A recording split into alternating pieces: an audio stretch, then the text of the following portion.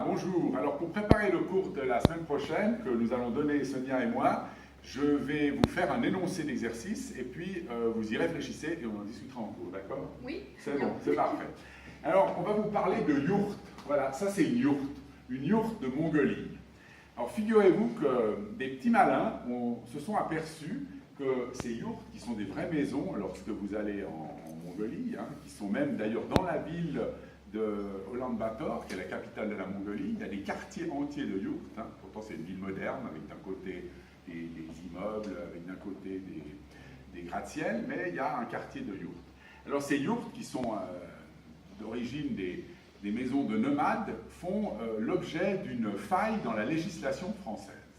Ce qui fait qu'on peut fabriquer des yourtes françaises, c'est une yourte française, vous voyez la différence, hein. Je montre un petit peu la yourte mongole en Mongolie, la yourte française ici en Haute-Savoie. Ces yourtes ne sont pas considérées comme des maisons, elles sont considérées comme du camping. Pourtant, elles ont tous les avantages des maisons. Et donc, un petit malin que nous appellerons Astérix, qui est ancien élève de Lézig, a trouvé qu'il y avait du marché et du business à faire.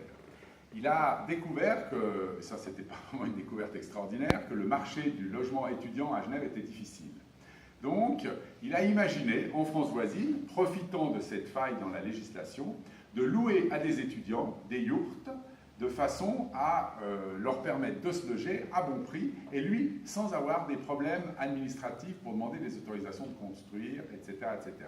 Et Astérix a un copain qui s'appelle Obélix, je crois même que c'est son frère dans l'énoncé, vous le verrez.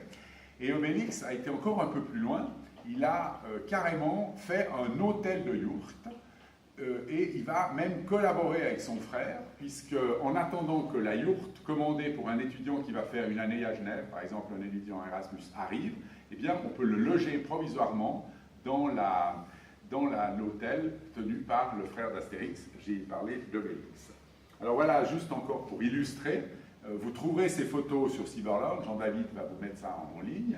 Donc voilà l'intérieur d'une yourte mongole traditionnelle, et là à droite l'intérieur d'une yourte franco-améliorée.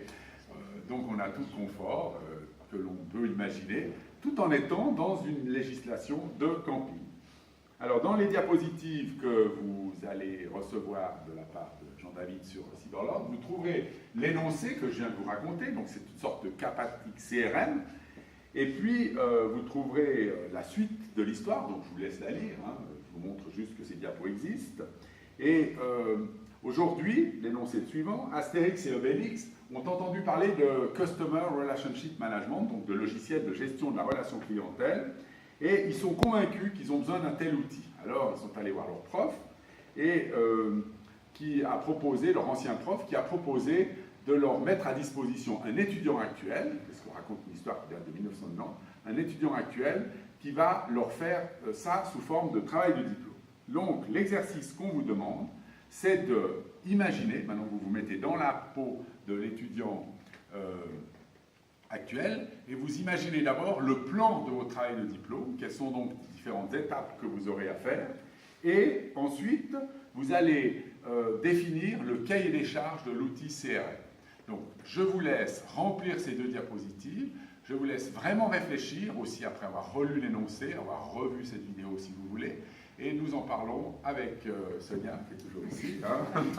Histoire qu'on montre bien qu'on est deux dans cette histoire, la semaine prochaine. Merci, à la semaine prochaine, au revoir.